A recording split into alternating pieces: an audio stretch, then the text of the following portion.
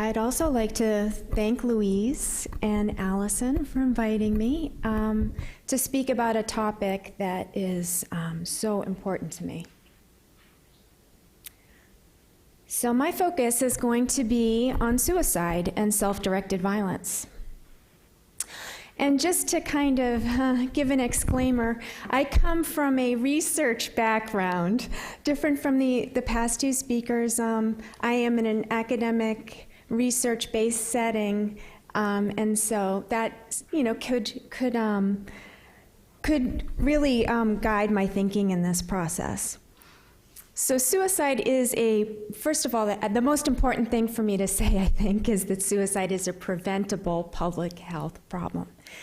In terms of the data, Alex did a beautiful job earlier talking about the challenges that are faced with the data.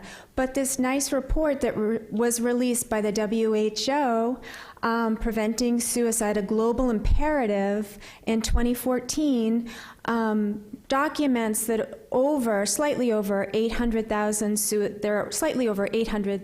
suicides per year, which translates to about one person every 40 seconds. And we see this a lot in the United States. 22 veterans die every day by suicide. So this is, it's compelling. It is a major public health priority. The other thing about suicide is that it's underestimated. We talked a little about stigma earlier, but you can imagine for self-directed violence and suicide, there's major challenges with stigma, to delivering interventions, to collecting data, to getting adequate information about cause of death and so forth. So also it's the second leading cause of death worldwide among those ages 15 to 29, which is more evidence that this is a really compelling problem that we got to address. So here is a map that shows the suicide rates per 100,000 through the world. And you can see the Russian Federation dark with those high rates, and some parts of Africa, India, and so forth. The one thing, and with the data's not available in those countries that are white. So right here, Greenland is one place, and some of the other contexts. But one thing I must say is that in terms of establishing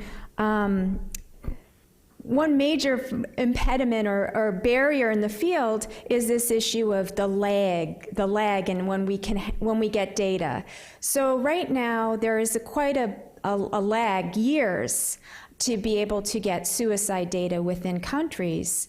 And that really prohibits us from using it for action. And there are other challenges as well.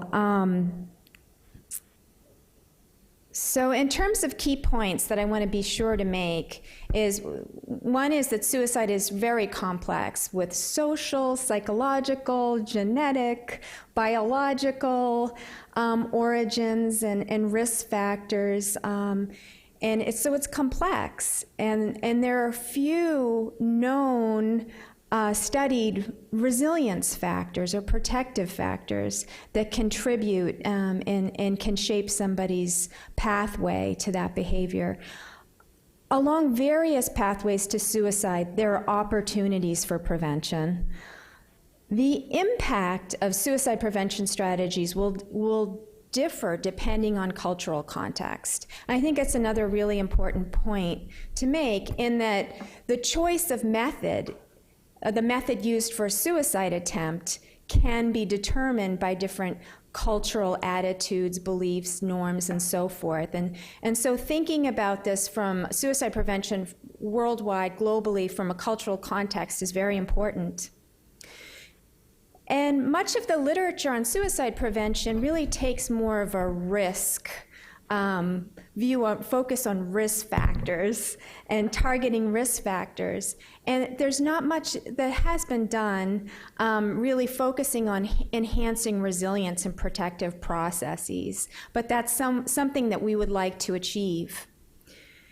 And another kind of take-home point is that the most successful suicide prevention efforts are those that are comprehensive and coordinated, and with built-in evaluation and quality improvement and change over time based upon constant input and feedback into the suicide prevention program. And as you can imagine, it's expensive, to have a big coordinated effort, and it's inexpensive to have the infrastructure to sustain that type of effort and buy-in, and so there's so many factors that really weigh into that. Two nice examples, and there are many, but just I'll point out due to time, and I'm in between you and lunch, so I'm going to try to move relatively quickly, is the U.S. Air Force initiated a terrific study that had a lot of different components that we know are really help with suicide prevention. The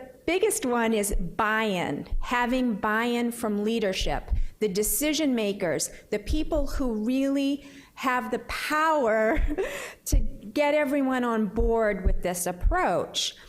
Training people how to recognize those at risk and what to do. A lot of times people don't know what words to say. They may know that their work colleague or their mother or their brother or friend is suffering and suicidal, but they don't know the words to say. They don't want to make it worse.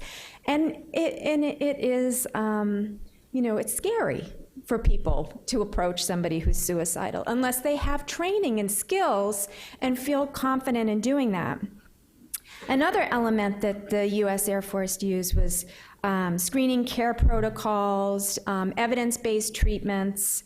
And one thing in the U.S. that's at least getting a lot of attention lately is support during care transitions. So somebody's discharged after being suicidal from an emergency department or an inpatient unit, and having supports in place for that person during this transition or high-risk period are so important in terms of suicide prevention. The Zero Suicide Initiative is also a terrific initiative because it focuses on healthcare systems.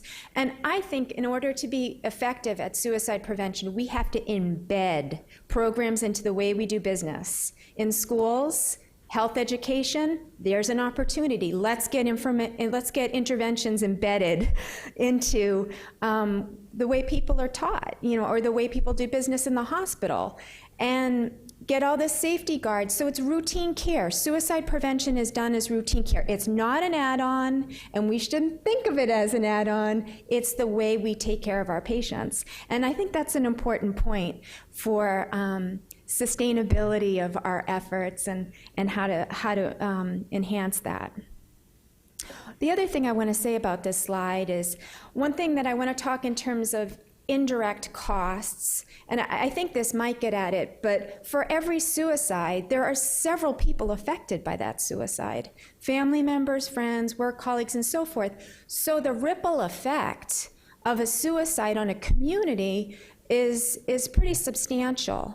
And thinking about the impairment that those family members and friends and people go through is important. And also it has prevention implications because we need to support those families and communities, and we need to be prepared, if this happens, with what to do immediately to support the community.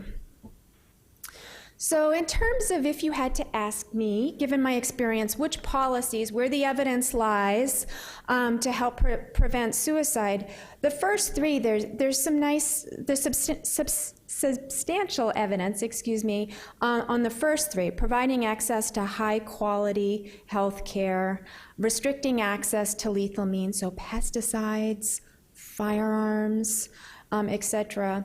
We know that about 30% of suicides worldwide are due to pesticide poisoning. And there have been some beautiful work, and I'll get to one example of that in a minute, showing how effective restricting access to pesticides can be during times of high risk.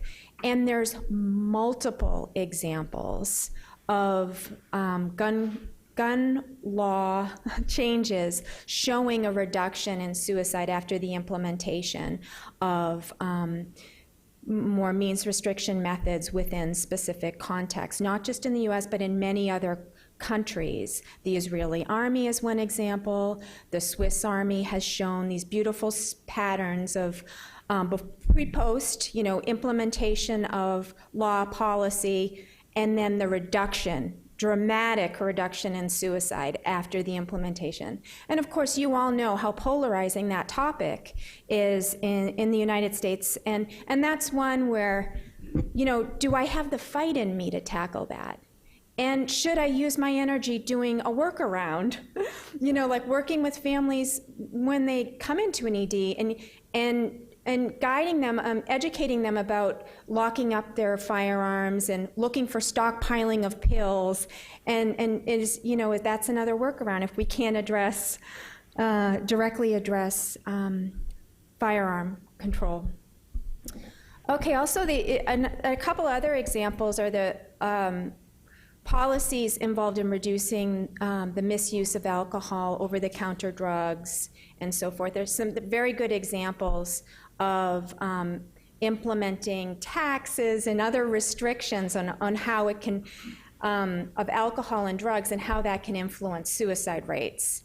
In Russia as an example of one with alcohol. Responsible media reporting is one that you really cannot enforce, or that's maybe more challenging to enforce. I'll rephrase it. There are lots of great guidelines, but it's unclear who uses them. I know the New York Times doesn't, and many other media outlets. So one idea could be maybe what we should do is do a workaround there too, and for training programs for the media, try to get the training in then when they're learning, when they're earlier in their career, and get the information to them at that point. Also, supporting families and communities bereaved by suicide. I think this is a priority area that really hasn't been adequately addressed in most contexts. And of course, raising awareness of mental health through public health campaigns and other things can have, I think, an impact potentially on stigma and reducing stigma, which is a very hard construct to influence and study. One thing I thought would be worthwhile to show you, this map shows the psychiatrists working in mental health per 100,000 population in the world, and this is from 2011. And you can see that there's not enough of a mental health workforce to address the need that's there. At least that's what I'm getting from this map.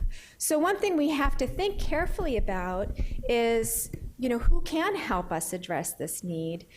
A lot of people now in other countries, low-income countries and different settings, like the Department of Defense in the United States and the VA, are thinking about using peers, using more of a peer model. So these people may not have an MD, a medical degree, or a PhD, but folks who you can provide training and supervision of these people to help address the need that's there. It's been referred to as task shifting or peer-to-peer approaches. And this is something that's gotten a lot of attention recently as potentially very promising for suicide prevention, but understudied. There's a nice study that comes out of Sweden that I think was one study that there was a lot built off of this. Many programs got this idea and kind of took their own spin on it. I don't know if this is a pointer, but you can see this is Sweden, and right here is the island of Gotland. And so it's somewhat isolated in that it's not on the mainland. And so in the study, there are rising rates of suicide in Sweden. So the Swedish Committee for the Prevention and Treatment of Depression decided to try to implement primary care doctor training and education to see what an impact for depression and how to identify folks with depression and how to better treat them. And this was studied in terms of looking at suicide rates. And just quickly, I'll show you the results. So this was implemented in 1983. But you can see the results here. This is Sweden as a whole, the suicide rate per 100,000. And these are the rates in Gotland. The program was implemented, and you can see the reduction. from 25 per 100,000 down to 14, then down to 7, which is really remarkable. And I think is very remarkable. But the problem with this study, the Air Force study and others, is that once the research was over, the benefits of this intervention were not sustained. So means restriction is an area that's quite promising. And for suicide especially, because many suicides, not all, but a good solid subset of suicides have an impulsive quality. And there's ambivalence too. Oftentimes people who are thinking about suicide are ambivalent about it. And oftentimes there's a crisis, an acute crisis that happens in the context of psychiatric symptoms, depression, anxiety, or other things. And this acute stressor could be humiliation, financial crisis, relationship crisis. The combination sometimes can seem overwhelming for people. So the idea that if you can get the person past the crisis without having easy access to lethal means, you could save their life. There have been lots of examples of this, and I believe that's the case. It's also that the method accounts for some of the variation in suicide mortality, which also points to the unrealized potential for means reduction strategies. For example, firearm as the method, or hanging are very lethal methods for suicide. People oftentimes don't survive, especially firearms. So having ready access to lethal means has not only been linked to suicide in the owner of the lethal means, or handgun in this case, but can on the family members. So there's an added benefit of means restriction. Those, in terms of the survival, who survives after using a firearm for suicide, 90% of the people who use a firearm, research has shown, die. So it's a highly lethal method.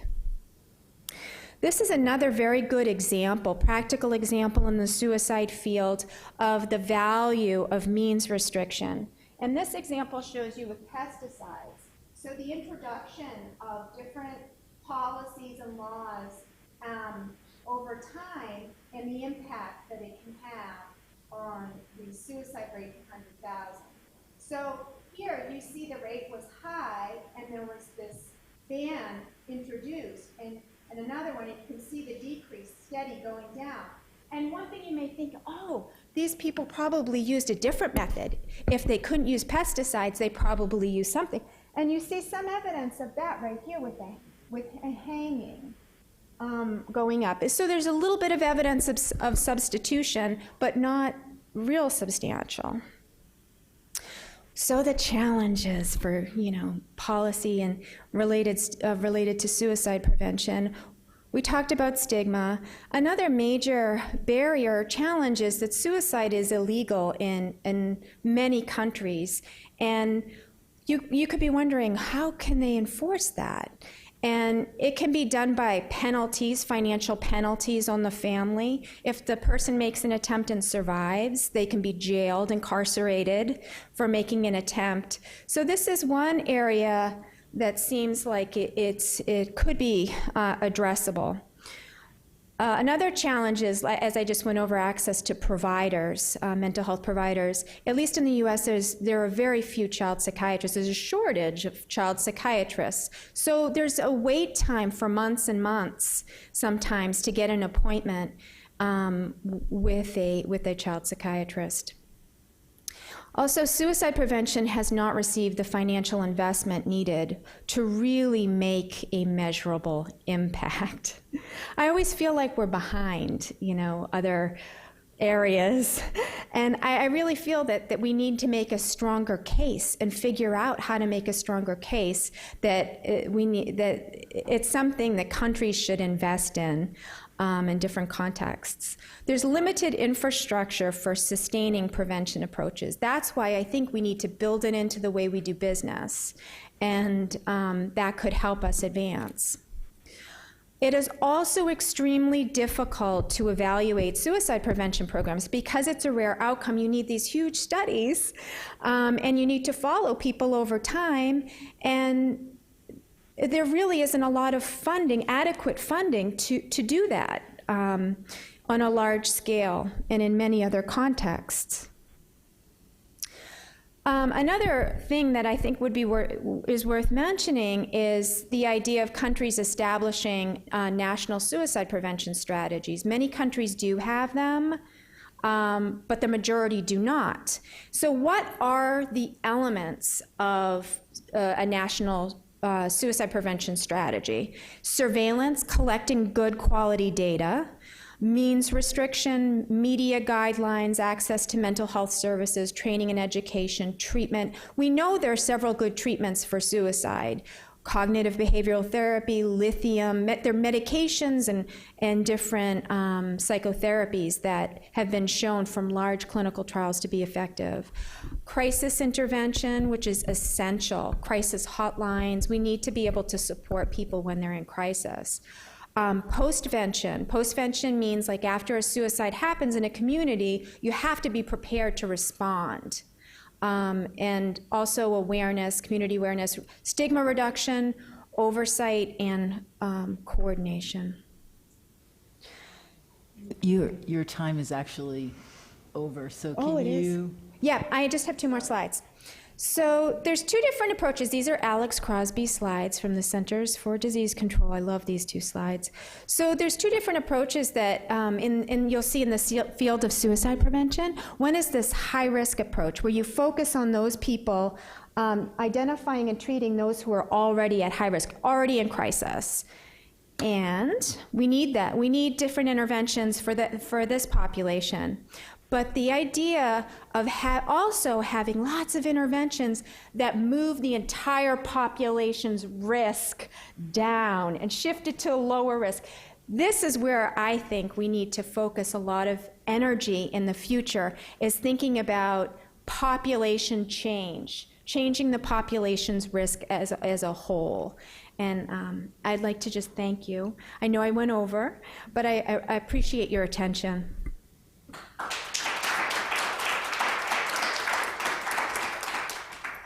Thank you so much, and my apologies for